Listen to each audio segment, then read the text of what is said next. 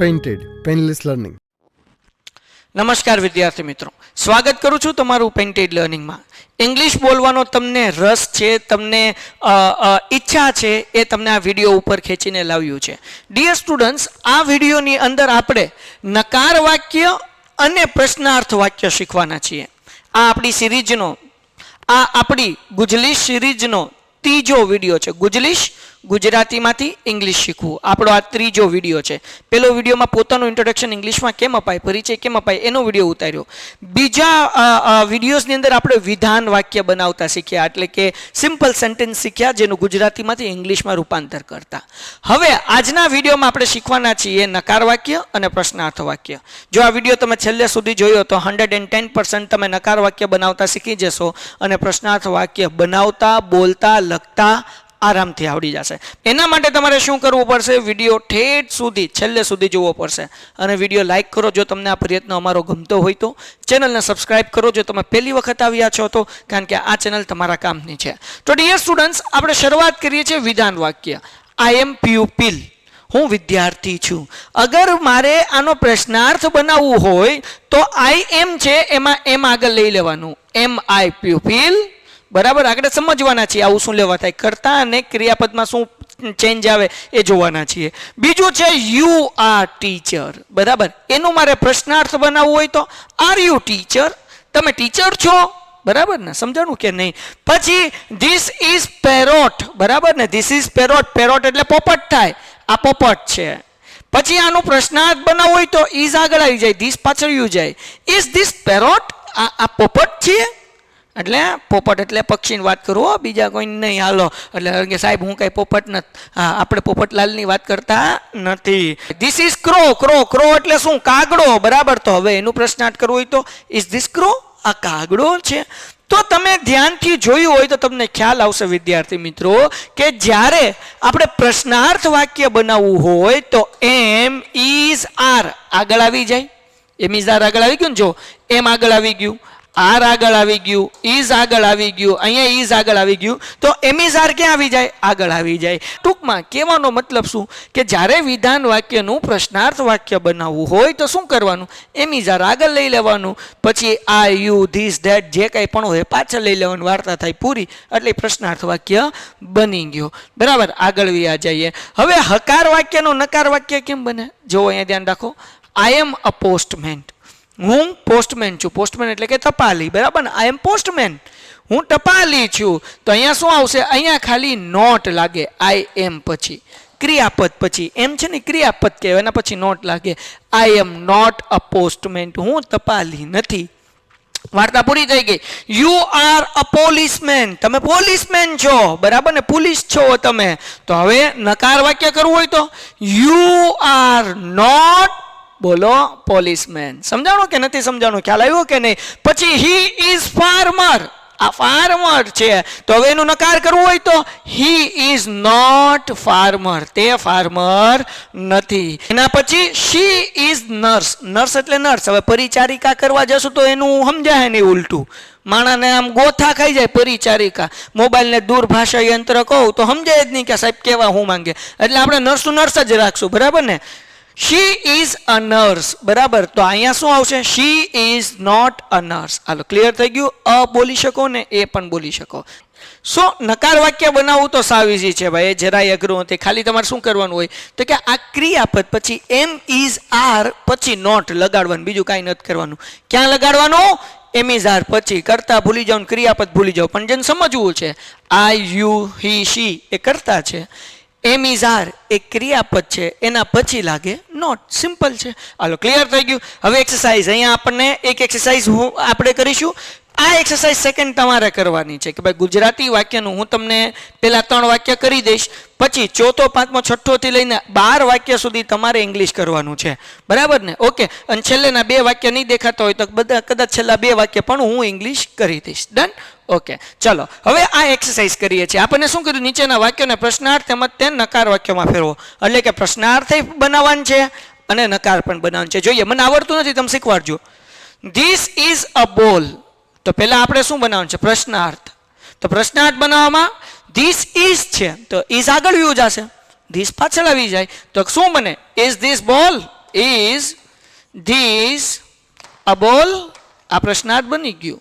હવે નકાર બનાવવું હોય તો આપણે શું લખીએ? This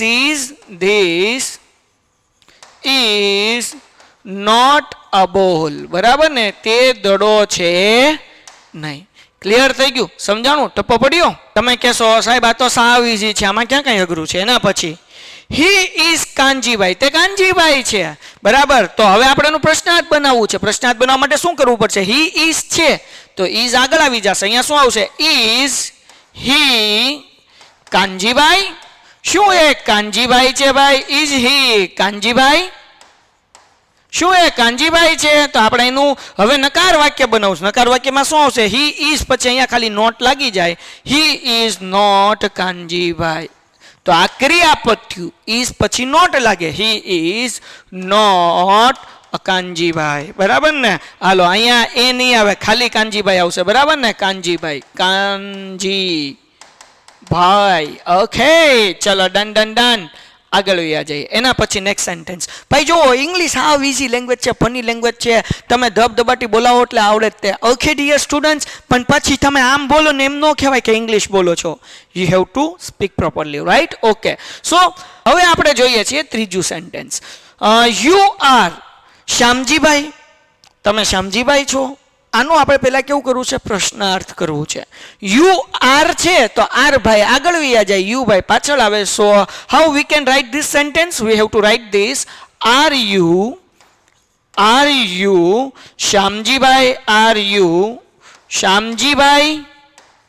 okay, are you Shyamjibhai? હવે આનું નકાર વાક્ય we have to convert into negative sentence. Then how we can convert this sentence?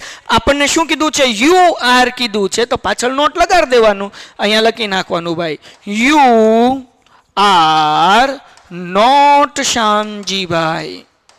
Right? Is it clear? It's very simple dear students, right? Okay. So dear students, let's go ahead. હવે આપણે જઈએ છીએ ચોથા sentence તરફ. How we can convert this sentence into question sentence? I am a teacher. હું શિક્ષક છું. We have to convert into question sentence. Then what we can do? એમને આગળ લઈ જવાનું, આઈને પાછળ લઈ જવાનું. એટલે આપણે આમ લખી શકીએ, am I a teacher? Am I a teacher? શું હું ટીચર છું? Now we have to convert into negative sentence. How we can convert? I am a not teacher. We have to write I am not teacher. It's very simple dear students. कुछ भी अगरा नहीं है. चलो आगे बढ़ जाते हैं. They are thin. Thin એટલે શું થાય? Thin, thin. આપણે ગઈકાલ શીખ્યા હતા. મને કયો કોમેન્ટમાં થીન એટલે શું થાય? આર ભાઈને આગળ લઈ જાશો અને દે ભાઈને પાછળ લઈ જાશો એટલે શું થઈ જશે? Are they thin? પછી આપણે આનું નકાર બનાવવું છે તો કેવી રીતના બનાવશું? they are not thin. બરાબર ને? તો આપણે અહીંયા લખશું they are not thin. ભાઈ જે શબ્દ આપણે આગળ શીખી ગયા છીએ એ શબ્દ હું એનું ગુજરાતી નહીં કહું. આના પહેલાના જ વિડીયોની અંદર આપણે થીનનું ગુજરાતી કર્યું હતું. શું થાય? મને ભૂલાઈ ગયું. થીનનો સ્પેલિંગ THIN. તમને યાદ છે? યાદ કર્યા છે સ્પેલિંગ? જો યાદ સ્પેલિંગ નહીં કર્યા હોય તો લખતા નહીં આવડે એટલે એના ઉપર ફોકસ કરજો. ચલો ડન થઈ ગયું. તો આ પહેલી એક્સરસાઇઝ થઈ ગઈ. તો તમને આશા રાખું છું કે પ્રશ્નાર્થ વાક્ય કેમ બને અને નકાર વાક્ય કેમ બને એ સમજાઈ ગયું હશે. એના પછી આગળ વધીએ ભાઈ. હવે આપણને શું કીધું? બીજું ધ્યાન રાખો. રેખાંકિત શબ્દને બદલે કાઉન્સમાં જે શબ્દ છે એ વાપરી નકાર વાક્ય બનાવો. કાઉન્સમાં જે શબ્દ આપ્યો છે ને એ નકાર બનાવવાનું છે. જો અહીંયા આપ્યું ફેટ, અહીંયા આપ્યું થીન એટલે તમને કંઈક ખળ ઉજી હશે. હાલો હવે આમાં કરવાનું છે હું છે સમજાવી દઉં. ખબર પડી ગઈ ને થીન એટલે શું? લખો ઝડપથી કોમેન્ટમાં. હવે તો લખો બાપા. ચેનલ સબસ્ક્રાઇબ નથી કરી તો ચેનલ સબસ્ક્રાઇબ કરો. અને ખાસ અગર તમે ધોરણ 8 થી 12માં ભણો છો તો પેન્ટેડ એપ્લિકેશન ડાઉનલોડ કરો. નીચે ડિસ્ક્રિપ્શનમાં લિંક આપેલી છે. ગણિત, વિજ્ઞાન, સમાજ, ઇંગ્લિશ, ગુજરાતી સરસ મજાનું ભણાવીએ છીએ. લાઈવ લેક્ચર આવે છે, IMP પ્રશ્નો હોય છે, તમને મસાલો જબરદસ્ત આપી દઈએ છીએ. એટલે બોર્ડમાં ચપટી મારીને સારા માર્ક્સે તમે પાસ થઈ જાઓ. તો હજુ સુધી જો પેન્ટેડ એપ્લિકેશન ડાઉનલોડ નથી કરી તો કરી લ્યો. અને જો તમે ભાવનગરમાં રહો છો તો પ્લીઝ આલ્ફા એકેડમીની મુલાકાત લ્યો. 8 થી 12નું ઓફલાઈન ટ્યુશન ક્લાસીસ છે જેની અંદર અમે ઇંગ્લિશ મીડિયમ અને ગુજરાતી મીડિયમ દરેક વિષયને ભણાવીએ છીએ અને સાથે સાથે 100માંથી 100 આવ્યા એવા અઢળક વિદ્યાર્થીઓ પણ તમને જોવા મળશે. ઇન્સ્ટાગ્રામમાં અમને ફોલો કરો, ત્યાંથી તમને બીજી ડિટેલ મળી જશે. પેન્ટેડની લિંક પણ હું નાખું છું ડિસ્ક્રિપ્શનમાં ઇન્સ્ટાગ્રામની, ઝડપથી ફોલો કરી લો અને મને પણ ફોલો કરી લો અગર ઇન્સ્ટાગ્રામમાં છો તો. આગળ વ્યા જઈએ. Is he fat? Is he fat? હવે આપણે શું કરવાનું છે, આ જે રેખાંકિત શબ્દ છે ને એને આપણે શું કરવાનું છે, રેખાંકિત શબ્દને બદલે કાઉન્સમાં જે શબ્દ આપ્યો છે ને નકાર વાક્ય બનાવવાનું છે. એટલે કે આપણે નકાર વાક્ય બનાવશું. He is not thin. તે થીન નથી, તે પાતળું નથી. બરાબર? એટલે કે કાઉન્સમાં જે શબ્દ છે ને એનો ઉપયોગ કરવાનો છે. આ રેખાંકિત શબ્દ છે એ આપણે કાઢી નાખવાનું છે, બીજું કાંઈ નથી કરવાનું. નકાર વાક્ય બનાવવાનું છે એટલે નોટ લાગશે. બરાબર? પછી શું લખ્યું છે? This cap is big. This cap is big. અને મતલબ શું થાય કે આ ટોપી મોટી છે. This એટલે આ, કેપ એટલે ટોપી, is big, big એટલે મોટી છે. આનું આપણે નકાર વાક્ય બનાવીએ તો શું બનશે? This cap is not small. આ કેપ જે છે એ નાની નથી ભાઈ, મતલબ શું થાય? મોટી છે. આગળ વ્યા જઈએ. You are a teacher. હવે આનું નકાર બનાવવાનું છે. You are not a doctor. બરાબર ને? અહીંયા શું આવશે? ડોક્ટર આવશે. તો આપણે લખી નાખીએ યુ આર એ નોટ. એ અહીંયા નહીં આવે. You are not a doctor. એ અથવા તો એન શું કહેવાય કે ડોક્ટર, ટીચર એની આગળ આવે. બરાબર ને? ચલો, ક્લિયર થઈ ગયું. આગળ વ્યા જઈએ ભાઈ. ડન? ઓકે. એના પછી હવે આપણને શું કીધું? આઈ એમ કુસુમ. હું કુસુમ છું. તો એનું શું થાય? આઈ એમ નોટ કુસુમ. હું કુસુમ નથી ભાઈ. બરાબર ને? આઈ am not Kusum. Kusum. Sorry, આપણે તો કાઉન્સનો શબ્દ લેવાનો છે ને. આઈ એમ નોટ સાધુ. સોરી, સુધા છે. ફરીથી વિદ્યાર્થી મિત્રો, હવે જઈએ ચોથા સેન્ટેન્સ તરફ. શું છે? આઈ એમ કુસુમ. એનું નકાર બનાવીએ તો શું લખવાનું? આઈ એમ નોટ કુસુમ નહીં લખતા ભાઈ, કાઉન્સનો શબ્દ વાપરવાનો છે. સુધા. આઈ એમ નોટ સુધા. ડન થઈ ગયું. હવે આપણે આનું ઇંગ્લિશ કરીએ. This is a parrot. નકાર વાક્ય બનાવવાનું છે. સો આપણે શું લખશું? સોરી, ધીસ નથી, ધેટ છે. That is not a crow. તે કાગડો નથી ભાઈ. ચલો, ડન થઈ ગયું. ઓકે, હાલો. હવે આ વાક્ય જે છે એનું ઇંગ્લિશમાં તમારે ટ્રાન્સલેટ કરવાનું છે. 2-3 વાક્ય કરીને હું દેખાડીશ, પણ આમાં ઘણા બધા શબ્દ છે. એનું ઇંગ્લિશ તો તમને આવડવું પડશે. તો એના માટે મેં બધા શબ્દ અહીંયા લખી નાખ્યા છે. આ બધા શબ્દ જો તમે પાકા કરી નાખશો તો તમને ગુજરાતીનું ઇંગ્લિશ કરતા આવડી જશે એ વાક્યનું. બરાબર ને? અને તમારે કરીને મને 72 86 71 નંબર ઉપર મોકલવાનું છે. અને કોમેન્ટ કરો તો બહુ સારું, કારણ કે એનાથી મને ખબર પડશે કેટલા લોકોને આવડે છે અને કેટલા લોકોને નથી આવડતું. ડન? અને ફ્યુચરમાં હું નીચે છે ને ટેસ્ટની લિંક પણ મોકલી દઈશ. આ બધા સવાલના જવાબ તમારે શું કહેવાય કે એ લિંક ઉપર જાશો, ટેસ્ટ આપજો આની, એ હું મૂકી દઈશ ગૂગલ ફોર્મમાં ટેસ્ટની લિંક. બરાબર? અને તમારું સાચું છે કે ખોટું એ તમને ખ્યાલ આવી જશે. તો ગુજરાતીનું ઇંગ્લિશ ખબર હોવું જોઈએ અને બીજું સ્પેલિંગ ખબર હોવું જોઈએ તો લખી શકો. દાખલા તરીકે શું? રવજીભાઈ ખેડૂત છે. તો હવે આનું આપણે ઇંગ્લિશ કરવું હોય તો કેમ કરાય? Is Ravjibhai a farmer? FARMER. જો આ સ્પેલિંગ ખબર હોય તો લખી શકાય. Is Ravjibhai a farmer. આ એફ છે, જે ન સમજાતું હોય એને હું આમ લખી દઉં, FARMER, ફાર્મર. હાલો, ક્લિયર થઈ ગયું. Is Ravjibhai a farmer? Ravjibhai farmer છે? ના, તે ખેડૂત નથી. તો આપણે નકાર વાક્ય બનાવતા શીખ્યા. કેમ કરવાનું? Ravjibhai is not farmer. Is not farmer. કેંગ્યુભાઈ is not farmer. Okay? Ravjibhai is not farmer. તે ફાર્મર નથી, તે દૂધવાળા છે. તો તે દૂધવાળા છે. હવે ગઈકાલે જ આપણે શીખ્યા રવજીભાઈ એ પુરુષ છે. તે એટલે શું થાય? હી થાય. He is milkman. Milkman, MILK, milk, MAN, man. હમણાં સ્પેલિંગ પાકો કર્યો ને આપણે, મિલ્કમેન. તો જો તમને સ્પેલિંગ આવડતો હોય તો તમે એક તો એનું ઇંગ્લિશ ખબર હોવું જોઈએ, મેં તમને કીધું એમ, અને ક્યાં તો એનો સ્પેલિંગ આવડતો હોય તો તમે શું કરી શકો, સરળતાથી ઇંગ્લિશ શીખી શકો. તો તમારે શું કરવાનું છે, આ સ્પેલિંગ ખાસ પાકા કરવાના છે. અને તમારા ઘરે મોટો ભાઈ હોય, મોટી બેન હોય, અથવા પપ્પા હોય, પપ્પા હોય તો દીકરાને સંભળાવે, દીકરી હોય તો પપ્પાને સંભળાવે, ભાઈને સંભળાવે, પણ આ બધું પાકું કરી નાખજો જેથી કરીને તમને ઇંગ્લિશમાં કન્વર્ટ કરતા આવડી જશે. હવે એના પછીનું વાક્ય શું છે, શું તમારા શિક્ષક ઘરડા છે?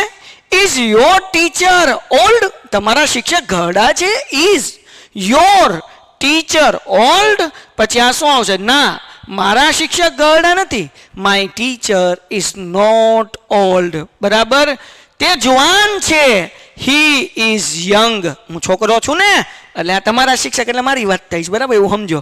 અને શિક્ષિકા લખ્યું હોય તો શી લખવાનું, ડન. અને શિક્ષક લખ્યું હોય તો હી લખવાનું, હી ઇઝ યંગ. તો ચલો આનું આપણે ઇંગ્લિશ કરીએ. આપણે શું કીધું, શું તમારા શિક્ષક ઘરડા છે? ઇઝ, ડન થઈ ગયું. ખ્યાલ આવ્યો? તો આવી રીતના વાક્યનું તમારે ઇંગ્લિશ કરવાનું છે. બરાબર ને? આ કામ હું તમને સોંપું છું. નીચે ટેસ્ટ આપણે ગૂગલ ફોર્મની લિંક મોકલી દઈએ. નહીં, તમે કોમેન્ટ લખો, હાલો ગૂગલ ફોર્મની લિંક આપણે 1લી તારીખથી મૂકશું, અને 1લી તારીખ પછી જોશો તો તમને કદાચ ત્યાં મળી જશે, કારણ કે અત્યારે સ્ટાફ બીજી વસ્તુઓમાં બિઝી છે. પણ લેટ્સ સી, અગર જો આમાં છે ને 500 લાઈક થઈ જાય તો હું મૂકી દઈશ. બરાબર ને? ચલો, જેમણે હજુ સુધી લાઈક નથી કરી, લાઈક કરી લ્યો. પછી આપણે છેલ્લા 2 વાક્ય કરી નાખીએ. શું આ ટોપી મોટી છે? આ Is this cap big? ના, નો, તે મોટી નથી. It, અહીંયા ટોપી છે. It is not big. બરાબર ને? તે નાની છે. It is small. તે નાની છે. હાલો આગળ વ્યા જઈએ. હવે આપણે 12મું વાક્ય જોઈએ છીએ. શું આ લાકડી લાંબી છે? Is this stick long? No, ના, તે લાંબી નથી. It is not long.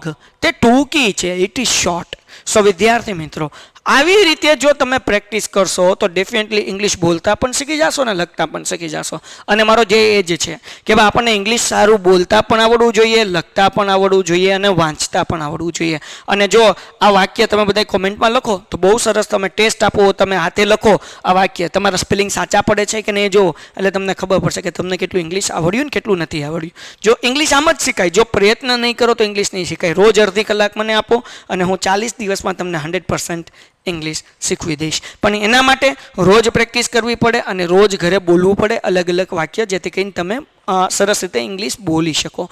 અને જે વાક્યનું ઇંગ્લિશ નથી આવડતું ગૂગલ કરી લો, આવી જશે. ગૂગલ ટ્રાન્સલેટ એપ્લિકેશન ડાઉનલોડ કરીને રાખો.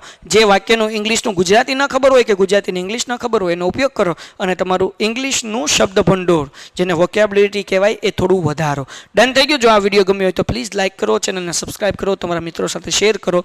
આવતીકાલે મળીશું લેસન નંબર 3 સાથે, અને નવા વાક્ય શીખીશું, નવી મેથડ શીખીશું. અને ત્યાં સુધી તમારે એટલા સ્પેલિંગ પાકા કરી લેવાના છે ભાઈ, અને આ વાક્યનું ગુજરાતીનું ઇંગ્લિશ બધાએ લખી લેવાનું છે. તો મળીએ આવતીકાલે. ત્યાં સુધી ગુડ બાય, ધન્યવાદ.